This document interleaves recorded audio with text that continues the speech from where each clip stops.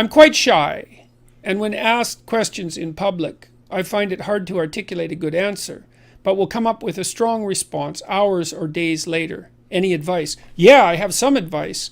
One is that, well, you're probably introverted, eh? So you're not as verbally fluent as an extrovert would be, and not quite as fast on the draw verbally. But, that means you need some more time to contemplate.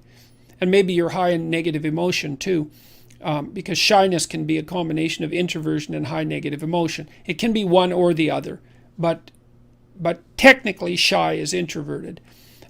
Anyways, what I would certainly recommend for you is that if you're faced with a complicated question, especially one that has to do with an important decision in your life, that you say, I need to sleep on it, or I need a couple of days, and not to answer on the draw. I mean, I think that's true even for extroverts. I think if you're called upon to offer your opinion about something complex, then it's perfectly reasonable to say, look, that's a really hard question. I'm not going to give you a casual answer. I need to think about it for a couple of days. So the advice would be, because you find it hard to articulate a good answer, don't allow yourself to be rushed. And the second is to understand that this is part of your temperament. There isn't anything wrong with it. It's just, it's how you're wired.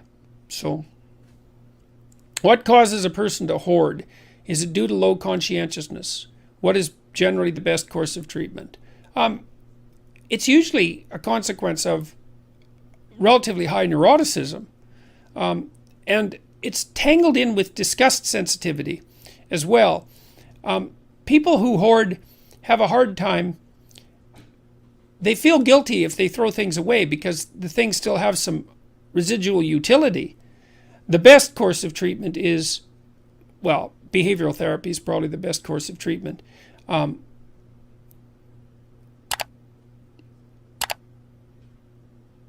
to plan what needs to be thrown away.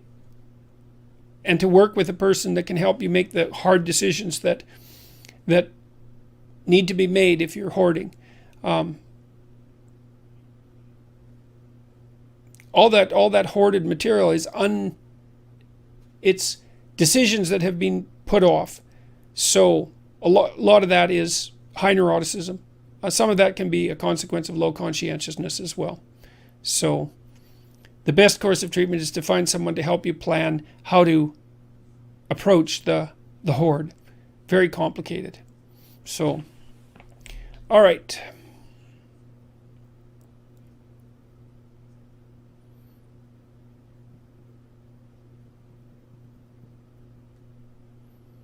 Which Hogwarts house would you be in?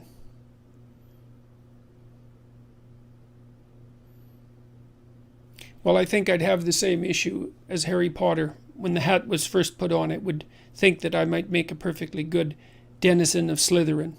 So, although that probably wouldn't be where I would end up. So,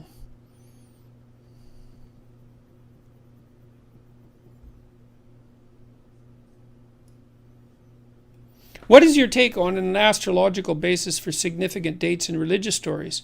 Example, Christian religion is a parody on the worship of the sun. Well, it's certainly not a parody. Religious systems, as they expand, tend to incorporate everything that's quasi-religious in the culture. And there's certainly no shortage of solar symbolism in Christianity. I mean, it's not fluke that Christ is the sun and there are 12 disciples just like there are 12 astrological houses. And it's not fluke that the birth of Christ takes place essentially at the same time as the shortest day of the year and the rebirth of the sun.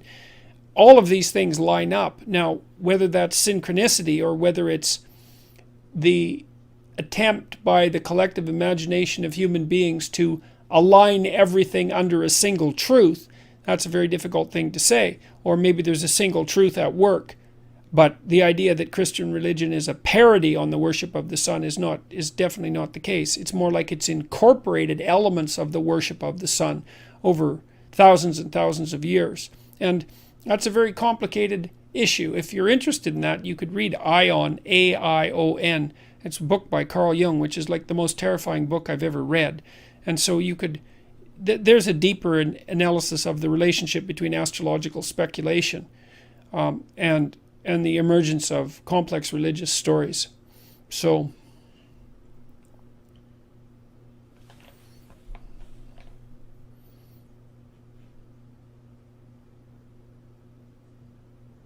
my brother, 29, is sick at home with burnout. He's a perfectionist, has anxiety, has trouble dealing with stress. How can I help him become stronger? Well, you could encourage him to go talk to a therapist. You could tell him to go find, you should probably make an appointment with 3 of them. Go talk to each one for an hour. And if he likes one of them and he finds one who listens, then he can go back a couple more times. But it isn't going to hurt him to go once at least to go talk. It's also possible that he needs someone to talk to him about medication. Antidepressants, if he's in real trouble, antidepressants are often very helpful to people. Not always, but often. And so that is a lot better. Taking an antidepressant beats the hell out of being sick at home with burnout and its attendant dangers, cognitive dangers, dangers of stress-induced illness, dangers of suicidal ideation, all that sort of thing. I would also recommend that he try the self-authoring program. If he's at home, he could write about his past, he could write about his present, he could write about his future, he can do a bad job, he can do it over days. I think that, we have evidence that the program is extremely helpful to people, and there's evidence from other researchers that such programs really help. So that would be something that he could do while he's sitting at home, and it's not going to hurt him. Going over some of the more complex material might make him feel slightly worse in the short term, but the long-term payoff is very, very high. So that's what I would recommend. Encourage him to go talk to somebody. He needs to make a plan. He needs to come to terms with what's happened to him, and he needs to make a plan. And he might need to talk to somebody for a long time to figure out what the hell's going on. And we also don't want to rule out, neither does he, the possibility that there's something physical wrong. Because there's increasing evidence that the depressive disorders, and that would include anxiety, are a consequence of such conditions as generalized inflammation. And that's really worth looking into. So I think a lot of the things that we think are psychological have a more pronounced physical basis.